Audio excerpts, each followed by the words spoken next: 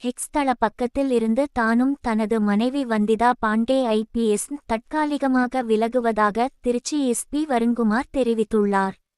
திருச்சி மாவட்ட காவல் கண்காணிப்பாளராக பொறுப்பு வகிப்பவர் வருண்குமார். இவரது மனைவி வந்திதா பாண்டே புதுக்கோட்டை மாவட்ட எஸ்பியாக பதவி வகித்து வருகிறார். சமீப நாட்களாக இவர்கள் இருவருக்கும் எதிராக இணையத்தில் அவதூறு கருத்துக்கள் பரப்பப்பட்டு வந்தன. இந்நிலையில் எக்ஸ் தளத்தில் இருந்து தானும் தனது மனைவியும் விலகுவதாக திருச்சி எஸ்பி வருண்குமார் தெரிவித்துள்ளார்.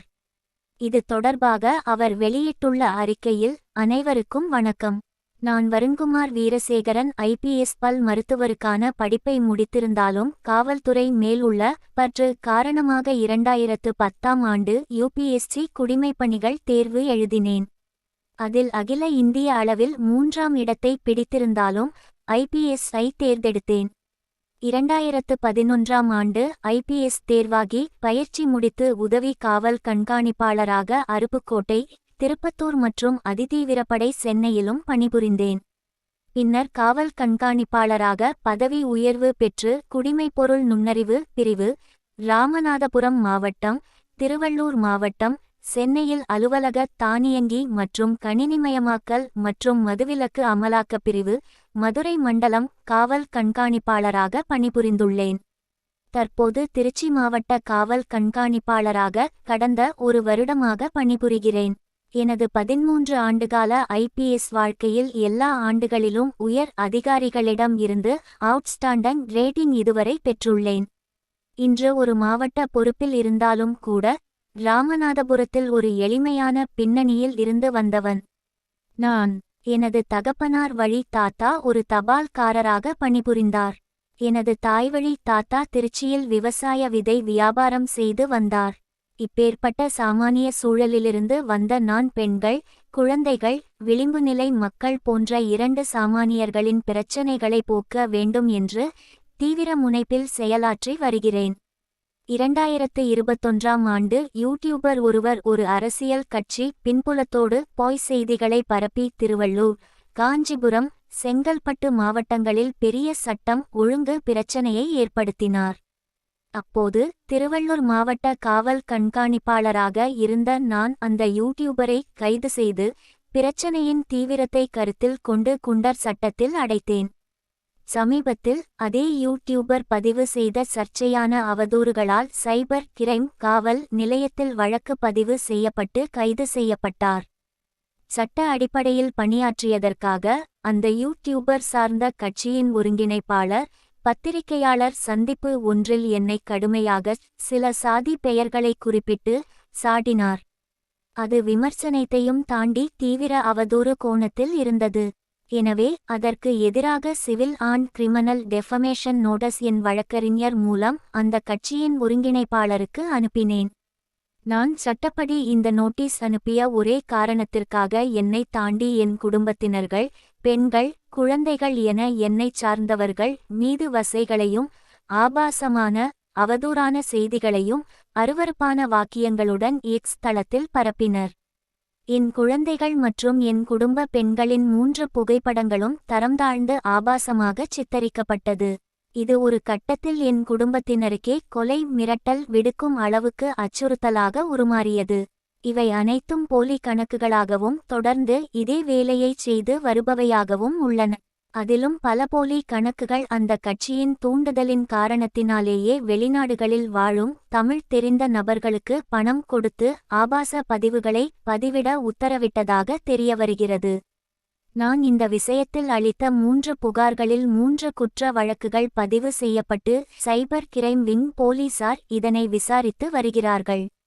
நானும் எனது மனைவி மரியாதைக்குரிய வந்திதா பாண்டே ஐபிஎஸ் தமிழ்நாட்டில் மத்திய காவல் மண்டலத்தில் முக்கியமான 2 மாவட்டங்களில் திருச்சி, புதுக்கோட்டை காவல் கண்காணிப்பாளர்களாக பணிபுரிகிறோம்.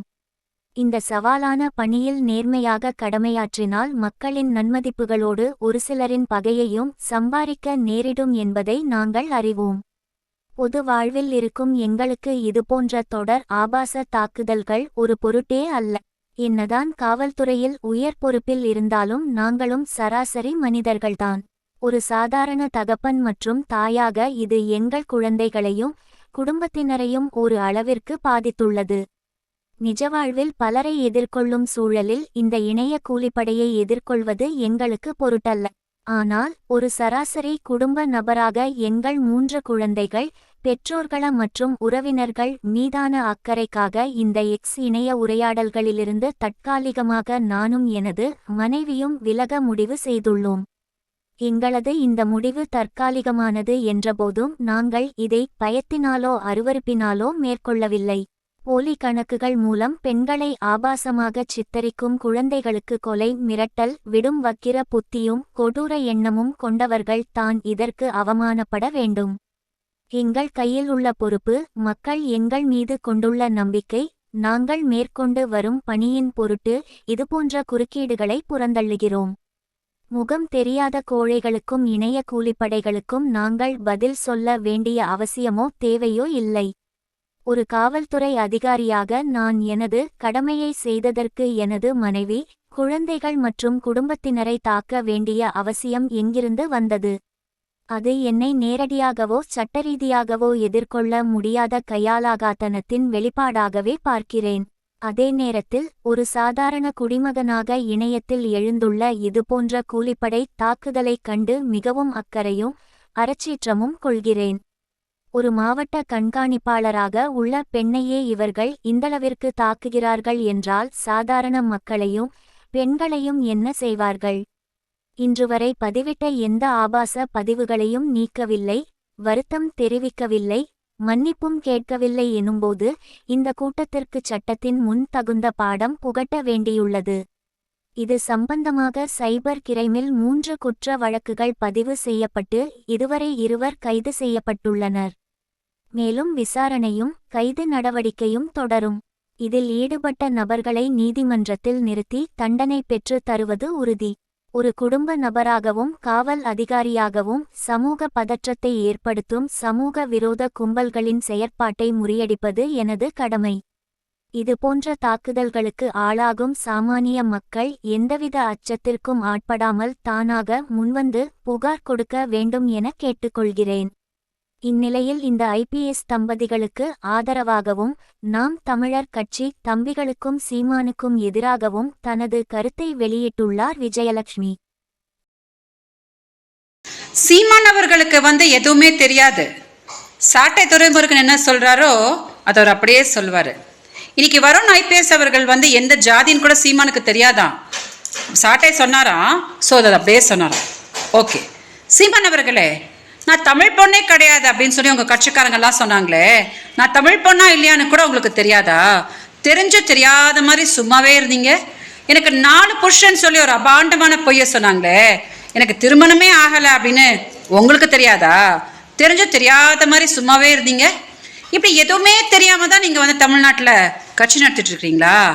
ஓகே, போன வருஷம் நான் உங்க மேல கம்ப்ளைண்ட் கொடுத்தேன் இல்லையா கமிஷன் ஆஃபீஸ்ல, அது எதுக்கு கொடுத்தனாவது உங்களுக்கு தெரியுமா? நீங்க வந்தீங்க இல்லையா, மாசம் மாசம் நான் உன்னோட செலவுக்கு 50,000 ரூபாய் கொடுத்துட்றேன் அப்படின்னு சொல்லிட்டு போட்டுட்டு உங்க பாட்டுக்கு மரியாதையா போயிருந்தீங்கன்னா பிரச்சனையே இருந்திருக்காதுல்ல. மதுரை செல்வம் எனக்கு ஏதோ 1 கோடி கொடுத்துருக்கிறதா எனக்கு மெசேஜ் அனுப்புறான், போனை போடுறான், கொச்சையா என்னை பேசுறான், யூடியூப் யூடியூப் சேனலுக்கு ஃபோன் பண்ணி அந்த மைனர் தம்பிக்கிட்டலாம் என்னை பத்தி கொச்சையா பேசுறான். இதெல்லாம் தாங்க முடியாம தானே நான் அக்காவை கூட்டிட்டு கம்ப்ளைண்ட் கொடுத்தேன். இது உங்களுக்கு தெரியாதா? என்கிட்ட வீடியோஸ் எல்லாம் வாங்கிட்டு இருந்தீங்களே, அதெல்லாம் உங்களுக்கு மறந்து போச்சா? உலகத்துல எந்த பெண்ணுக்கு அநியாயம் ஆனாலும் உடனே குரல் கொடுத்துறீங்களே, எங்களெல்லாம் பார்த்தா உங்களுக்கு பெண்கள் மாதிரி தெரியலையா? இன்னைக்கு உங்க தம்பி ஏதோ ஒரு கேடுகட்ட வேலையை பண்ணிக்கிறானே, உடனே அவனை கட்சி விட்டு நீக்கிட்டீங்களே. மதுரை செல்வம் என்ன சீமான் சார் பண்ணீங்க? இன்னைக்கு அவனால தானே எனக்கும் உங்களுக்கு இவ்வளோ பெரிய பிரச்சனை இருக்குது. அவனை மட்டும் காப்பாத்தி பத்திரமா வச்சிருக்கிறீங்க. இன்னைக்கு உங்க கட்சியில ஏன் தெரியுமா இப்படியெல்லாம் தப்பா ஆயிட்டு இருக்குது? யாரெல்லாம் என்னை பத்தி அபாண்டமா தப்பா பேசுனாங்களோ அவங்க எல்லாம் உங்ககிட்ட அசிங்கப்படுத்திட்டு இருக்காங்க. காளியம்மா என்னை பத்தி தப்பா பேசுச்சு, அதுக்குதான் பிசுறு மசுருன்னா உங்ககிட்ட வாங்குச்சு. நெக்ஸ்ட் சாட்டை தம்பி, இப்படி ஒருத்தரா உங்ககிட்ட தப்பா போயிட்டு இருக்கு. பெண் பாவம் பொல்லாத சீமன் அவர்களே, நான் ஏதோ பெங்களூர்ல ரொம்ப சந்தோஷமா இருக்கேன்னு நினைச்சிட்டு இருக்கீங்களா? திமுக கிட்ட நான் காசு வாங்கிட்டு நான் இந்த விஷயத்தெல்லாம் பண்ணியிருந்தா எங்க அக்கா இப்படி படுத்த படுக்கையா இருப்பாங்களா? மீடியா தயவு செஞ்சு இந்த வீடியோவை சீமான் பார்க்கும்படி டெலிகாஸ்ட் பண்ணுங்க. வணக்கம்.